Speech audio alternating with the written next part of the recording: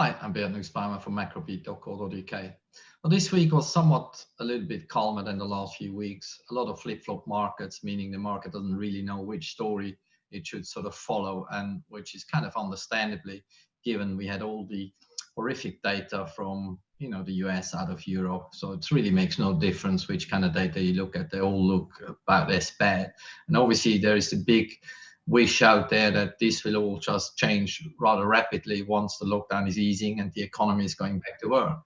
And that is really going to be the next wave, maybe not in the next few weeks, because we don't really know how much of a recovery we will get once the economy opens up again.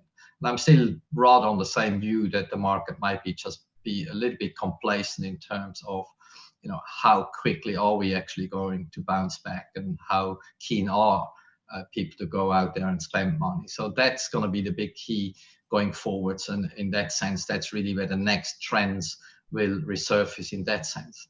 Personally, as you know, I'm still of the belief that maybe the equity market is priced a little bit too optimistic. We topped out where we expected it to top out, which we'll see later on the slides. Just maybe as an anecdote in terms of some of the polls we had in the UK. So 2/3 of people actually do feel unsafe to go out there once the lockdown is easing. And I think that is going to be the big key to watch. And whether this is the same globally or just in the UK is we have yet to see. Obviously, everything is around COVID-19. That's going to be my first slide as well on the ISM. We had the ISM data yesterday. The headline number was not as bad as expected, but that was really more due to some technicality than it is for real. So that's why I want to focus on the sub-components that really look rather horrific at this point in time. So new orders you see lower than 2008. So we actually have just a massive contraction on new orders, which is really what we look at going forward for the US economy. On the next slide, we see the employment component. Obviously, we know jobless claims have been horrific. We are above 30 million in terms of unemployed people out there. We have jobless claims today, which are probably going to show another 3 million.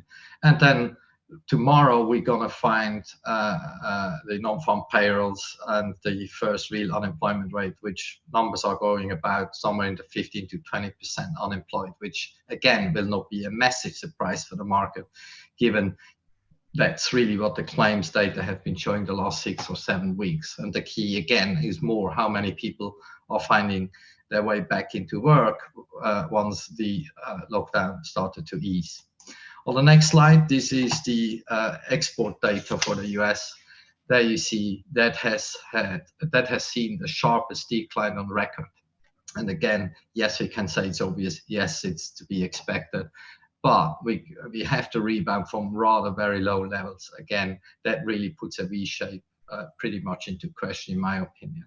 What it turns out to be, W, U-shape, whatever it's going to be, I definitely feel it's not going to be a V-shape. On the next slide, we have the Dow. The arrow where you see that is the backside of the 4-year trend line that we broke. We did top out there. That's really the arrow that I expected to be respected, and that the Dow cannot sort of break back into the old uptrend. We have since sold off a little bit, but things seem to go a little bit sideways. Yes, I am bearish for equities and think there's a 10-15% move down on the cards again, but I do not think it's going to be in a sort of cliff type of fall that we're going to see. We might just sort of grind lower over time as people start to really realize that the recovery is not as fast as they may have expected. On the last slide, we have the gold.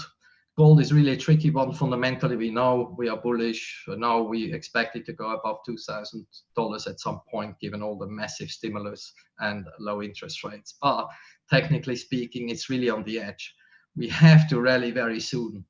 Otherwise, gold could go for another really nasty turn, another deep correction as low as 1640, maybe even 1608. But time is still there. We still can take out again the top side, but the next few trading days is going to be very important for gold here. This is it really for me for the moment. Thanks very much indeed. Have a good weekend. Thanks very much. Bye bye.